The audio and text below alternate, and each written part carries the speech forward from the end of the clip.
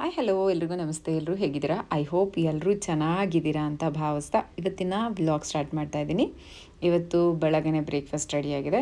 Seasonal fruits ತಿನ್ನೋದು ತುಂಬ important. ಅದಕ್ಕೆ ನೇರಳೆ ಹಣ್ಣನ್ನು ಹಿಂದಿನ ದಿನ ತೊಗೊಂಡು ಬಂದು ತೊಳೆದು ಅದಕ್ಕೆ ಸ್ವಲ್ಪ ಉಪ್ಪು ಹಾಕ್ಬಿಟ್ಟು ಹೀಗೆ ಸೋಕ್ ಮಾಡಿಬಿಟ್ಟು ಎಂಟೈರ್ ನೈಟ್ ಇಟ್ಬಿಟ್ರೆ ಬೆಳಗ್ಗೆ ಎದ್ದರೆ ಉಪ್ಪು ಹಾಕಿ ಚೆನ್ನಾಗಿರುತ್ತೆ.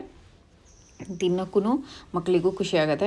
ನೀವೂ ಅಯ್ಯೋ ಉಪ್ಪಾಗಿದೆ ಅಂತ ಇನ್ನೊಂದೆರಡು ಎಕ್ಸ್ಟ್ರಾ ತಿನ್ನಬೇಕು ಅಂತ ಅನಿಸುತ್ತೆ. ತುಂಬ ಉಪ್ಪು ಹಾಕೋದು ಬೇಡ, ಸ್ವಲ್ಪ ಉಪ್ಪು ಹಾಕಿದ್ರೆ ಸಾಕು. ಹಾಗಲಕಾಯಿ ಗೊಜ್ಜು ಬೆಳಗ್ಗೆ ಮುದ್ದೆ ಮಾಡಿಬಿಟ್ಟಿದ್ದೆ. ಇವತ್ತು ಸ್ವಲ್ಪ ಕೆಲಸ ಜಾಸ್ತಿ ಇದೆ, ಅದಕ್ಕೋಸ್ಕರ ಬೆಳಗ್ಗೆ ಅಡುಗೆ ಮಾಡಿಬಿಟ್ರೆ ಮಧ್ಯಾಹ್ನಕ್ಕೆ ಅನ್ನ ತಿನ್ಕೊತಾರೆ, ಬೆಳಗ್ಗೆ ಮುದ್ದೆ ತಿನ್ಕೊತಾರೆ ಅಂತ.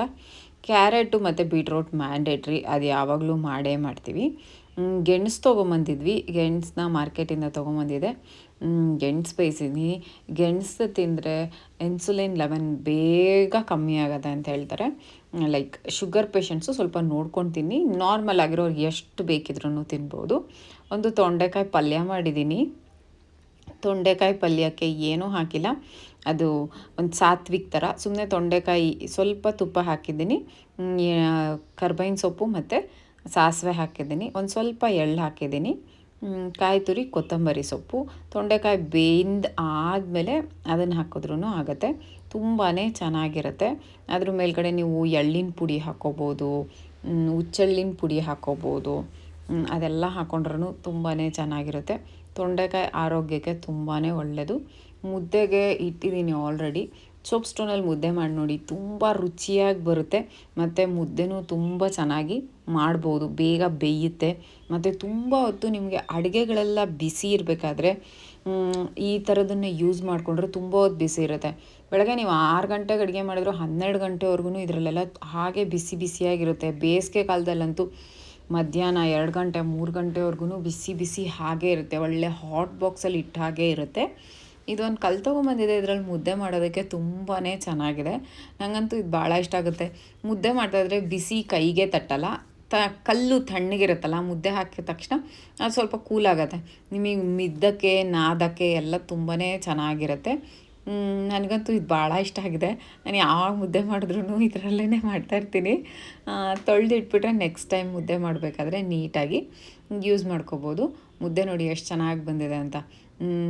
ಸೋಪ್ ಸ್ಟೋನಲ್ಲಿ ಮುದ್ದೆ ಮಾಡೋದು ನಿಜವಾಗ್ಲೂ ಚೆನ್ನಾಗಿ ಬರುತ್ತೆ, ಚೆನ್ನಾಗಿ ಆರೋಗ್ಯ ಕೂಡ ಒಳ್ಳೆಯದು.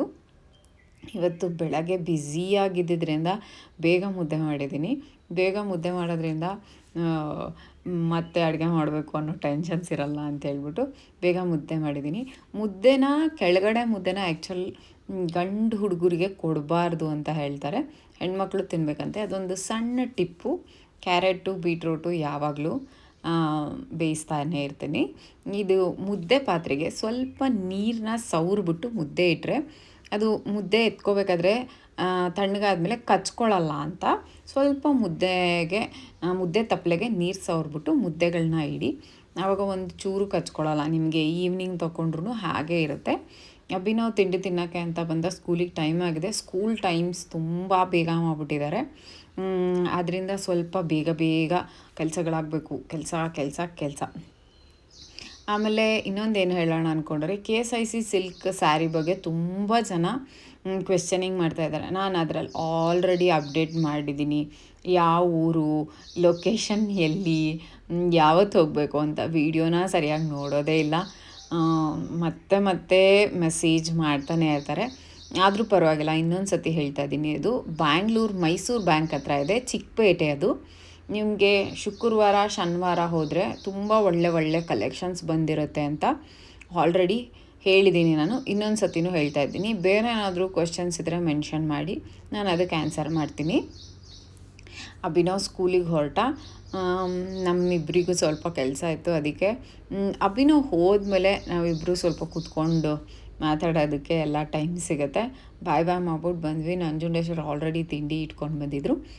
ಆ ನಂಜುಂಡೇಶ್ವರಿ ಯಾವಾಗಲೂ ಅಷ್ಟೇ ಕೆಳಗಡೆ ಕೂತ್ಕೊಂಡು ಪಕ್ಕಲು ಹಾಕ್ಕೊಂಡು ಈ ಥರ ಊಟ ಮಾಡ್ತಾರೆ, ಯಾವಾಗಲೂ ಅಷ್ಟೇ. ಇದು ಆರೋಗ್ಯಕ್ಕೆ ತುಂಬ ಒಳ್ಳೆಯದು. ಆದಷ್ಟು ನೆಲದಲ್ಲಿ ಕೂತ್ಕೊಂಡು ಊಟ ಮಾಡೋದಕ್ಕೆ ಟ್ರೈ ಮಾಡಿ. ಈಗಂತೂ ಪಕ್ಕಲು ಹಾಕ್ಕೊಂಡು ಕೂತ್ಕೊಳ್ಳೋದು ರೂಢಿನೇ ಇಲ್ಲ. ನಾನು ಅಭಿನವ್ಗೂ ಅದನ್ನೇ ಹೇಳ್ತಾ ಇರ್ತೀನಿ. ಕೆಲವು ಸತಿ ಬೇಗ ಲೈಫ್ ಸ್ಟೈಲ್ ಚೇಂಜ್ ಆಗಿದೆ, ಬೇಗ ಹೋಗಬೇಕು ಆ ಥರ ಗಡಿಬಿಡೀಲಿ ಅವನು ಕೆಲವು ಸತಿ ಫಾಲೋ ಮಾಡಲ್ಲ. ಮನೇಲಂತೂ ಯಾವಾಗಲೂ ಇದೇ ಥರ ಕೂತ್ಕೊಂಡು ಊಟ ಮಾಡ್ತೀವಿ. ಇದು ನಮ್ಮಿಬ್ಬರ ಫ್ರೀ ಟೈಮ್. ಒಂದು 1/2 ಟು 1 ಅವರ್ ಸಿಗುತ್ತೆ. ಕೆಲವು ಸತಿ ನಂಜುಂಡೇಶ್ವರ್ ಇಲ್ಲದೇ ಇದ್ದಾಗ ಸಿಗೋದಿಲ್ಲ. ಈ ಥರ ಸ್ವಲ್ಪ ಹೊತ್ತು ಟೈಮ್ ಸ್ಪೆಂಡ್ ಮಾಡೋದು ತುಂಬ ಒಳ್ಳೆಯದು. ಜೊತೇಲಿ ಊಟ ಮಾಡೋದು, ಒಂದು ಸ್ವಲ್ಪ ಮಾತಾಡೋದು, ಸ್ವಲ್ಪ ಜಗಳ ಆಡೋದು ಎಲ್ಲನೂ ಇರಬೇಕು. ಲೈಫು ಸುಮ್ಮನೆ ನೋಡೋ ಥರ ಕಾಣಿಸೋ ಥರ ಇಲ್ಲಲ್ಲ, ಎಲ್ಲ ಥರದ್ದು ಎಕ್ಸ್ಪೀರಿಯೆನ್ಸೂ ಆಗ್ಬಿಟ್ಟಿರುತ್ತೆ. ನನಗಂತೂ ಎಲ್ಲ ಇರಬೇಕು ವಿಷಯ, ಜಗಳ, ಗಲಾಟೆ, ಪ್ರೀತಿ, ಖುಷಿ, ಏನು ಅನಿಸುತ್ತೋ ಅದನ್ನು ಹೇಳ್ಕೊಂಡು ಬಿಡಬೇಕು. ಏನು ಅನಿಸುತ್ತೋ ಅದನ್ನು ಅಲ್ಲೇ ಮೆನ್ಷನ್ ಮಾಡಿ ಹೇಳಿದಾಗ ಆದಷ್ಟು ಹೊಂದಾಣಿಕೆ ಚೆನ್ನಾಗಿರುತ್ತೆ ಅಂತ ನನಗನ್ಸುತ್ತೆ. ಆದಷ್ಟು ಅವರು ಊಟ ಮಾಡಬೇಕಾದ್ರೆ, ತಿಂಡಿ ತಿನ್ಬೇಕಾದ್ರೆ ಕರೆದು ಊಟ ಮಾಡಿಸ್ತಾರೆ. ಅವರು ಜಾಸ್ತಿ ದೊಡ್ಡ ದೊಡ್ಡ ತುತ್ತಿಟ್ಕೋತಾರೆ. ನಂಗೆ ಅದು ಇಷ್ಟ ಆಗಲ್ಲ. ಚಿಕ್ಕದಿಡಿ ಅಂತೀನಿ. ಇಷ್ಟು ಚಿಕ್ಕದು ಸಾಕ ಅಂತಾರೆ. ನಮ್ಮಿಬ್ರದ್ದು ಒಂದು ಫ್ರೀ ಟೈಮ್ ಅಂತ ಸಿಗುತ್ತೆ. ಆವಾಗಿಬ್ಬರು ಕುತ್ಕೊಂಡು ಆರಾಮಾಗಿ ಮಾತಾಡಿಕೊಂಡು ಊಟ ತಿಂಡಿ ಮಾಡ್ತೀವಿ. ಒಂದು ಒಳ್ಳೆಯ ವಿಷಯ ಅಂತ ಅನಿಸುತ್ತೆ ನನಗೆ. ಜಗಳ ಯಾವಾಗಲೂ ಇದ್ದೇ ಇರುತ್ತೆ, ಆದರೆ ಊಟದ ಟೈಮಲ್ಲಿ ಎಷ್ಟೇ ಜಗಳ ಇರಲಿ ಕರೆದ್ಬಿಟ್ಟು ಮಾತಾಡ್ಸೋದು, ಬಾ ಊಟ ಮಾಡು ಅಂತ ಹೇಳೋದು, ಅದೆಲ್ಲ ನಿಜವಾಗ್ಲೂ ಒಂದು ಹೆಲ್ದಿ ಅಂತಲೇ ಹೇಳ್ತೀನಿ. ನಾನು ಸ್ನಾನ ಮಾಡ್ಕೊಂಡು ಬಂದು ಹೊರಗಡೆ ಹೋಗಬೇಕಾಗಿತ್ತು. ರೆಡಿಯಾಗಿದ್ದೀನಿ. ರೆಡಿಯಾಗಿಬಿಟ್ಟು ಇಬ್ಬರು ಹೋಗೋಣ ಅಂತ. ನಾನು ಬ್ರೇಕ್ಫಾಸ್ಟ್ ಮಾಡಿರಲಿಲ್ಲ. ಸ್ನಾನ ಮಾಡ್ಕೊಂಡು ಬಂದು ಬ್ರೇಕ್ಫಾಸ್ಟಿಗೆ ರೆಡಿ ಮಾಡ್ತಾಯಿದ್ದೀನಿ. ಲೇಡೀಸ್ ಆದಷ್ಟು 30 ಇಯರ್ಸ್ ಪಾಸಾಗಿರೋರು ಸ್ವಲ್ಪ ಊಟ ತಿಂಡಿ ಬಗ್ಗೆ ಗಮನ ಕೊಡಿ. ಊಟ ತಿಂಡಿ ಬಗ್ಗೆ ಈ ಥರ ಗಮನ ಕೊಟ್ಟಾಗ ಹೆಲ್ತ್ ಇಶ್ಯೂಸ್ ಕಮ್ಮಿ ಆಗುತ್ತೆ. Periods problem, hair falls start ಆಗ್ತಾ ಇರುತ್ತೆ, ಸ್ವಲ್ಪ ನಿಶಕ್ತಿ ಅಂತ ಅನ್ನಿಸ್ತಾ ಇರುತ್ತೆ. ಆದ್ದರಿಂದ ಸ್ವಲ್ಪ ಹೆಲ್ದಿ ಬ್ರೇಕ್ಫಾಸ್ಟ್. ನಾನು ಡೈಲಿ ಒಂದೇ ಮೀಲ್ ಮಾಡ್ತಾಯಿದ್ದೀನಿ. ಇನ್ ಕೇಸ್ ಏನಾದರೂ ಸಾಯಂಕಾಲ ಹೊಟ್ಟೆ ಹಸಿದ್ರೆ ಒಂದು ಸ್ವಲ್ಪ ಊಟ ಮಾಡ್ತಾಯಿದ್ದೀನಿ. ಇಲ್ಲ ಅಂತ ಹೇಳಿದ್ರೆ ಡೈಲಿ ಒಂದೇ ಮೀಲ್ ತೊಗೋತಾ ಇದ್ದೀನಿ. ಅರ್ಧ ಹೊಟ್ಟೆ ಕೂಡ ತುಂಬ ಇಂಪಾರ್ಟೆಂಟ್ ಆಗುತ್ತೆ.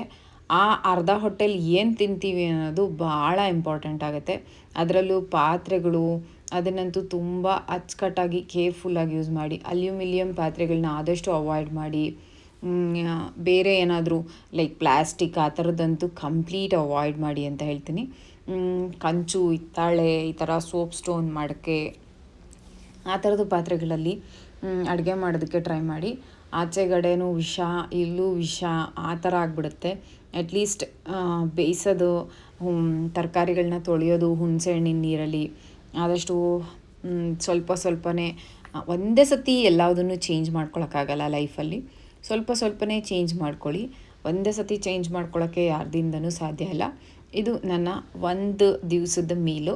ಸಾಯಂಕಾಲ ಇನ್ ಕೇಸ್ ಹೊಟ್ಟೆ ಹಸಿದ್ರೆ ತಿಂತೀನಿ. ನನಗೇನಾದರೂ ಬೇಡ ಅನಿಸಿದ್ರೆ ಇದು ಒಂದೇ ಮೀಲಲ್ಲೇ ಮೇಂಟೈನ್ ಮಾಡ್ತೀನಿ. ನೀರಂತೂ ಅತಿ ಹೆಚ್ಚಾಗಿ ನೀರು ಕುಡಿಯೋದಕ್ಕೆ ಸ್ಟಾರ್ಟ್ ಮಾಡಿದ್ದೀನಿ. ನಂಜುಂಡೇಶ್ವರ್ ನಾನು ತಿಂಡಿ ತಿಂದು ಬರೋ ಅಷ್ಟೊತ್ತಿಗೆ ವೆಯ್ಟ್ ಮಾಡ್ತಾಯಿದ್ರು. ಇಲ್ಲಿ ನಮ್ಮದು ಸ್ವಲ್ಪ ಜಮೀನಿತ್ತು, ಅದಕ್ಕೆ ಗೊಬ್ಬರ ಹಾಕ್ಸೋಕ್ಕೆ ಅಂತ ಹೇಳಿಬಿಟ್ಟು ಫಸ್ಟು ರಾಗಿ ಬೆಳೆ ಮಾಡ್ತಾಯಿದ್ವಿ. ಇವಾಗ ರಾಗಿ ಬೆಳೆ ಬೇಡ ಅಂತ ಹೇಳಿಬಿಟ್ಟು ಹುಚ್ಚೆಳ್ಳು ಮತ್ತು ಸಾಸಿವೆ ಹಾಕೋಣ ಅಂತ. ರಾಗಿ ಮನೇಲೂ ಇದೆ, ಏನಕ್ಕೆ ಅಂತ ಅಷ್ಟೇನೆ. ಇಲ್ಲಾಂದರೆ ತುಂಬ ವರ್ಷಗಳಿಂದ ಅದರಲ್ಲಿ ರಾಗಿ ಬೆಳೆನೇ ಇತ್ತು. ನಾನು ನಂಜುಂಡೇಶ್ವರ್ ಇಬ್ಬರು ಹೊರಟ್ವಿ. ತುಂಬ ದೂರ ಏನಿರಲಿಲ್ಲ, ಹತ್ರನೇ. ಯಾವಾಗಲೂ ನಡ್ಕೊಂಡು ಹೋಗ್ತೀವಿ. ಇವರು ಪಾಪ ಗೊಬ್ಬರದವ್ರು ಬಂದು ಆಲ್ರೆಡಿ ವೆಯ್ಟ್ ಮಾಡ್ತಾಯಿದ್ರು. ಅವ್ರು ಫೋನೇ ಮಾಡಿಲ್ಲ, ಬಂದುಬಿಟ್ಟಿದ್ದಾರೆ. ಅವ್ರ ಫೋನ್ ನಂಬರೇ ಕಲೆಕ್ಟ್ ಮಾಡ್ಕೊಂಡಿಲ್ಲ. ಅಲ್ಲಿಗೆ ಬಂದುಬಿಟ್ಟು ಅವ್ರ ಓನರ್ಗೆ ಫೋನ್ ಮಾಡಿಬಿಟ್ಟು ಅಣ್ಣ ಇಲ್ಲಿದ್ದೀವಿ ಅಂತ ಹೇಳಿದ್ರಂತೆ. ಸರಿ ನೀವು ಫೋನ್ ಮಾಡಬೇಕಲ್ವಾ ಅಂತ ಹೇಳಿದ್ವಿ. ಅವ್ರು ಬಂದು ವೆಯ್ಟ್ ಮಾಡ್ತಾಯಿದ್ರಂತೆ ಪಾಪ ನಮಗೋಸ್ಕರ. ಅದಕ್ಕೆ ಗಾಡೀಲಿಬ್ಬರು ಹೊರಟ್ವಿ. ಹೋದರೆ ಅದು ಕುರಿದು ಗೊಬ್ಬರ. ಅದು ತುಂಬ ಜಾಸ್ತಿ ಹೊಲಕ್ಕೆ ಹಾಕಿಸ್ಬಾರ್ದಂತೆ. ಲೈಕ್ ತುಂಬ ತೆಳ್ಳಗೆ ಚಲಿಸಿದ್ವಿ ನಾವು. ಹುಚ್ಚೆಳ್ಳು ಮತ್ತು ಸಾಸಿವೆ ಹಾಕೋಣ ಅಂತ ನಾವು ಹುಚ್ಚೆಳ್ಳನ್ನ ಎಣ್ಣೆನ ತಿಂತಾಯಿದ್ದೀವಿ. ಈ ಸತಿ ಹುಚ್ಚೆಳ್ಳನ್ನ ನಾವೇ ಬೆಳೆದ್ಬಿಟ್ಟು ತಿನ್ನೋಣ ಅಂತ ಅಂದ್ಕೊಂಡ್ವಿ. ಇದನ್ನು ಅದಕ್ಕೇ ಹುಚ್ಚೆಳ್ಳು ಹಾಕ್ಸೋಣ ಅಂತ ಅಂದ್ಕೊಂಡ್ವಿ. ರಾಗಿ ಮನೇಲಿ ಯಾವಾಗಲೂ ಇದ್ದೇ ಇರುತ್ತೆ, ಆದ್ದರಿಂದ ಬೇಡ ಅಂತ ಅಂದ್ಕೊಂಡು ಹುಚ್ಚೆಳ್ಳು ಹಾಕ್ಸೋಣ ಅಂತ ಅಂದ್ಕೊಂಡಿದ್ವಿ. ಅದಕ್ಕೆ ತೆಳ್ಳಗೆ ಹಾಕಿಸ್ತಾ ಇದ್ವಿ. ತುಂಬ ಜಾಸ್ತಿ ಗೊಬ್ಬರ ಆದರೆ ಎಲ್ಲ ಬೆಳೆ ಎಲ್ಲ ಸೀದೋಗುತ್ತಂತೆ. ಅಲ್ಲಿ ಸಣ್ಣ ಗಿಡಗಳೆಲ್ಲ ಇತ್ತು. ನಂಜುಂಡೇಶ್ವರ್ ಎಲ್ಲ ಕಿತ್ತು ಹಾಕ್ತಾಯಿದ್ರು. ನನಗೇನು ವ್ಯವಸಾಯದ ಬಗ್ಗೆ ಅಷ್ಟೊಂದು ಐಡಿಯಾ ಇಲ್ಲ, ಯಾಕೆಂದರೆ ನಮ್ಗೆ ಅದರದ್ದು ಏನು ಹೇಳ್ತಾರೆ ಗಾಳಿ ಗಂಧನೇ ಗೊತ್ತಿಲ್ಲ ಅನ್ನೋ ಥರ. ನಾವು ಹಳ್ಳೀಲಿ ಏನೂ ಬೆಳೆದಿರಲಿಲ್ಲ. ಅದಕ್ಕೆ ತುಂಬ ಅಷ್ಟೊಂದೇನೂ ಗೊತ್ತಾಗಲ್ಲ. ಈಗ ಸಿಂಪಲ್ ಏನಾದರೂ ಗೊತ್ತಾಗುತ್ತೆ. ಗಿಡ ಎಲ್ಲ ಕಿತ್ತಾಕಷ್ಟೆಲ್ಲ ಬರುತ್ತೆ. ನಾನು ಸ್ವಲ್ಪ ಗಿಡಗಳನ್ನೆಲ್ಲ ಕಿತ್ತಾಕಿದೆ.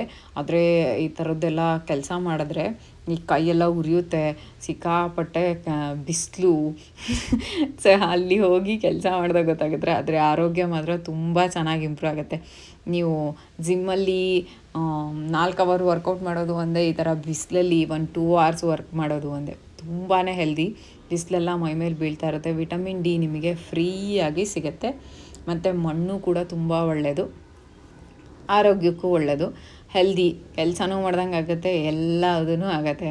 ನಾನೊಂದು ಸ್ವಲ್ಪ ಕಿತ್ತಾಕಿದೆ. ನನಗೇನು ತುಂಬ ಅಷ್ಟೊಂದು ಅದ್ರ ಬಗ್ಗೆ ಏನೂ ಐಡಿಯಾ ಇರಲ್ಲ. ಆದರೆ ಈ ಥರ ಕಳೆ ಎಲ್ಲ ಕಿತ್ತಾಗ ಕೈಯೆಲ್ಲ ನೋವು ಬರುತ್ತೆ, ತುಂಬ ಗಟ್ಟಿ ಇರುತ್ತೆ. ಮಳೆ ಬಂದಿದ್ದರೆ ಮಾತ್ರ ನಿಮಗೆ ಮಣ್ಣು ಲೂಸಾಗಿರುತ್ತೆ, ಆವಾಗ ಕಳೆ ನೀಟಾಗಿ ಬರುತ್ತೆ. ಅಲ್ಲೆಲ್ಲ ಓಡಾಡಿಕೊಂಡು ಆ ಗಿಡ ಎಲ್ಲ ಕಿತ್ತಾಕಿ ನಾನು ಎತ್ತಾಕಲಿಲ್ಲ, ಅಲ್ಲೇ ಒಂದು ಕಡೆ ಎಲ್ಲ ಅದನ್ನೆಲ್ಲ ಗುಡ್ಡೆ ಮಾಡಿಬಿಟ್ಟು ಹಾಕಿದೆ. ನಾಳೆ ಬರೋಣ ಅಂತೇಳ್ಬಿಟ್ಟು ಇನ್ನೂ ಸ್ವಲ್ಪ ಬೇರೆ ಕೆಲಸ ಆಯಿತು. ಅದಕ್ಕೆ ಎಷ್ಟಾಗುತ್ತೋ ಅಷ್ಟು ಮಾತ್ರ ಕಿತ್ವಿ. ಅಂದರೆ ಅವ್ರು ಚಲ್ಲೋವರೆಗೂ ಎಷ್ಟಾಗುತ್ತೋ ಅಷ್ಟು ಮಾತ್ರ ಇಬ್ಬರು ಸೇರ್ಕೊಂಡು ಕಿತ್ವಿ.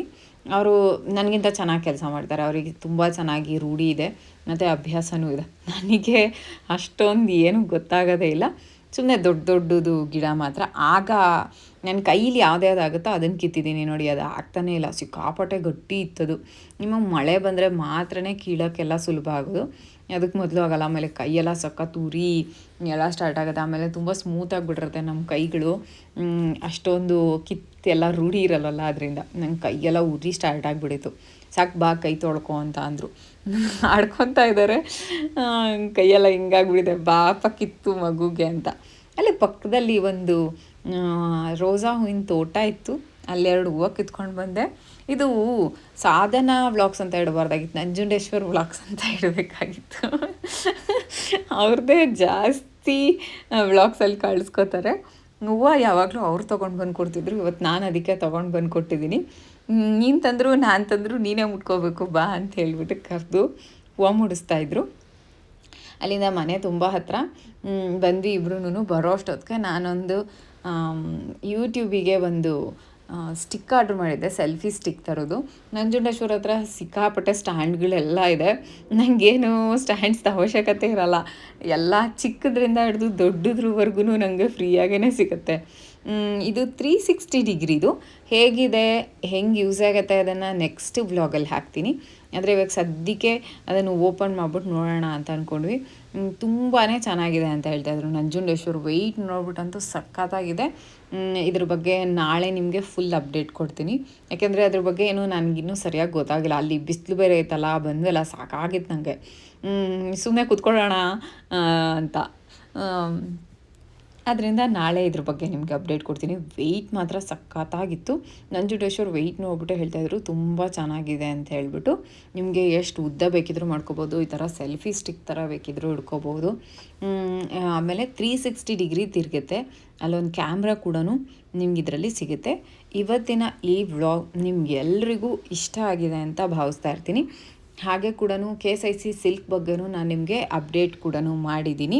ಇನ್ನೂ ಏನಾದರೂ ಬೇಕಿದ್ರೆ ದಯವಿಟ್ಟು ಕಮೆಂಟ್ ಬಾಕ್ಸಲ್ಲಿ ತಿಳಿಸಿ. ಈ ವ್ಲಾಗ್ ಇಲ್ಲೇ ಎಂಡ್ ಮಾಡ್ತಾಯಿದ್ದೀನಿ. Love you all, bye bye.